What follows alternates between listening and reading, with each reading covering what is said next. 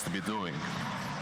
It's going to be very interesting to see how these lanes go. Already down bottom. Koifa is going to be able to zap the damage here away from KP and harass him back a little bit. And of course, this switch around. You know, you're taking Koifa to the side lanes because you know that doing so is going to mean you're always going to force a Razor into a melee matchup. So you are going to have that edge as the Razor, and you're putting mickle in the mid lane. So switching things around a little bit, Liquid, and especially it's going to be interesting to watch this mid lane because the last two games, Koifa, he did struggle against Armel's mid performance. We're going to see how well mickle is able to do. Exactly, they're not switching up these lanes because Koifa lost to Armel. That's not the fact. The fact is Razor crushes. He stomps Omni Knight, and that's why they're doing it.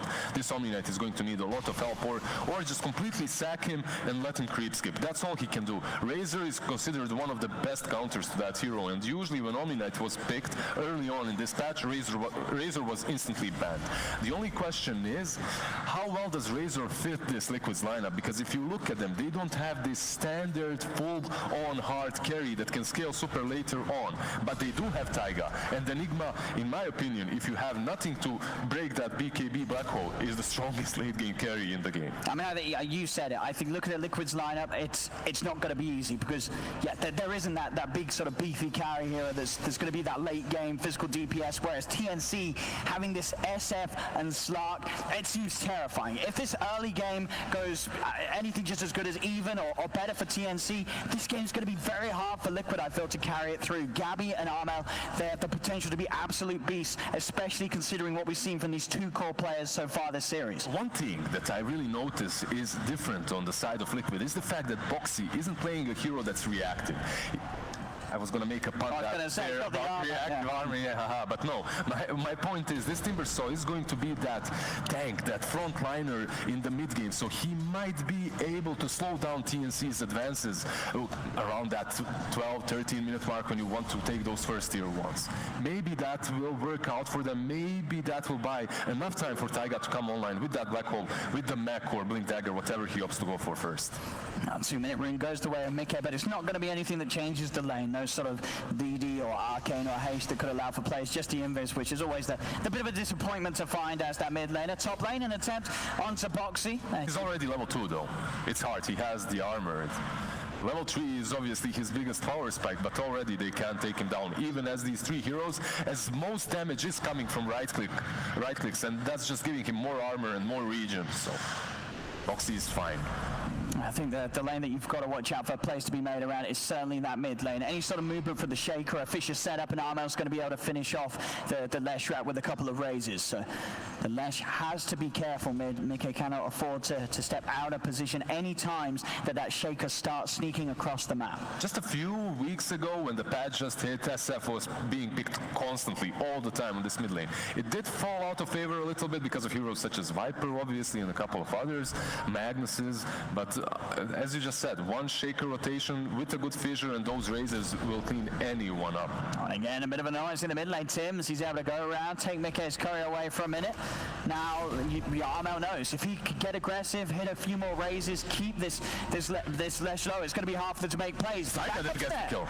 Taiga, he was jungling around in the neighborhood, able to throw down a midnight pulse and make sure that Tims is pushed away. And look at that, instantly he has enough gold for Arcane Boots. This boost for an Enigma that's already jungling is amazing. Like, he's going to scale really well because once you get that first mana regening item, you just farm much faster, and Taiga, he's just feeling blessed at the moment. Yeah, I mean, they're so far with these first few minutes, Liquid are getting away with the greed. Having that Enigma, as you say, they've got 4 heroes farming away very nicely. You can see the Shaker right here. He's messing with the Lesh. He's moving around him, forcing him to play with him. Oh, and they play with Slark as well. They get there, able to just straight up nuke Gabby down. Gabby's sitting a little too low, and the combination of the Welling Death with the Purifying Flames, it's a lot of bursts. Slark's got to be careful. 2 Whirling Deaths connected, took a lot of his HP, and then Oracle just handled him with his nukes. Mid lane, Tims still continues to just look for the setup, or at the least just keep mickle on his toes. mickle has to be careful. careful how he steps forward. A couple of raises connect, but Armel's not able to get him for a third.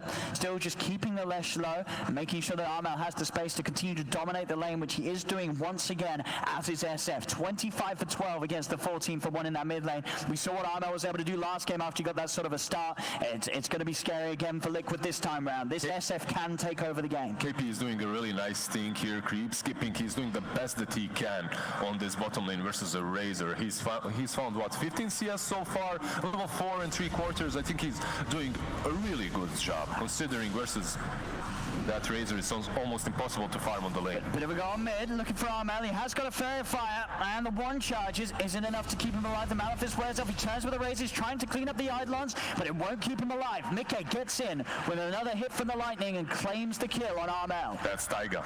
That's Taiga. He's doing so much. The thing is, you don't expect this. You don't expect Enigma to be jungling you, and then ganking you from that jungle around 5-minute mark.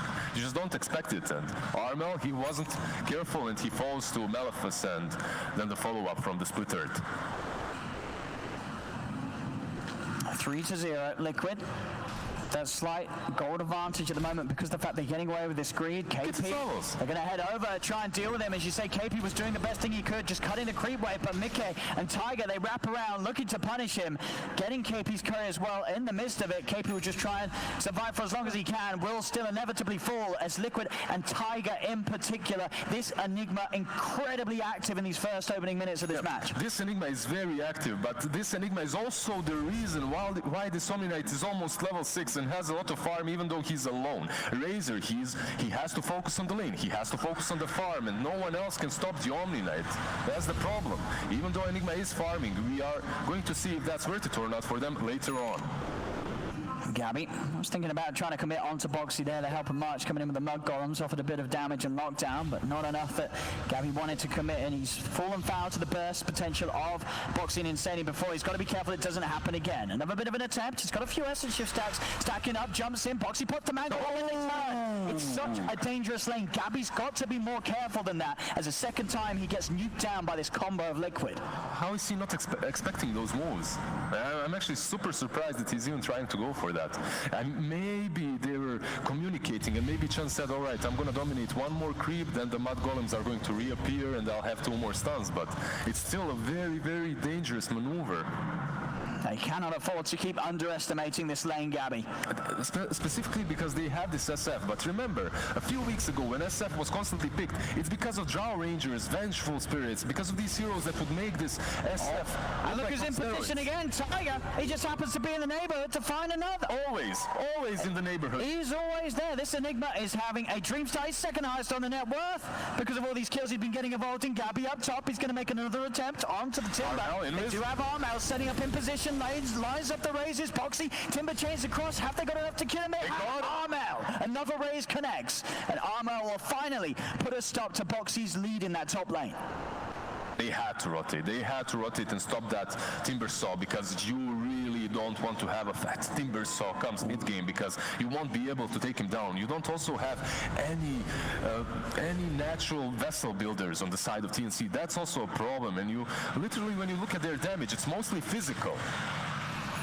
You see Armel as well was able to pick up a very nice stack from the jungle that was prepared up there by that top lane. So Armel continues to stay at top. The problem for TNC being that there's these 4 heroes of Liquid that are all so farmed off the back of these lanes,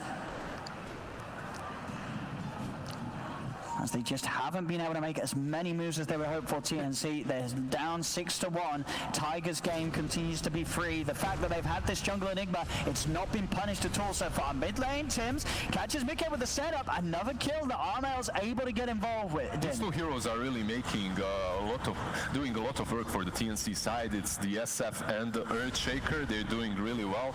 The rest of them, however, are struggling on these lanes. KP, he's also found his farm, but he needs more multiple heroes to play around him so that they can take down objectives, so that they have a clear path for victory for these snowbally kind of tactics in the mid game. But right now there's only SF that's able to do that with him. Even Chen is struggling because the top lane wasn't really great, and you won't have a lot of levels, you won't have those creeps on time.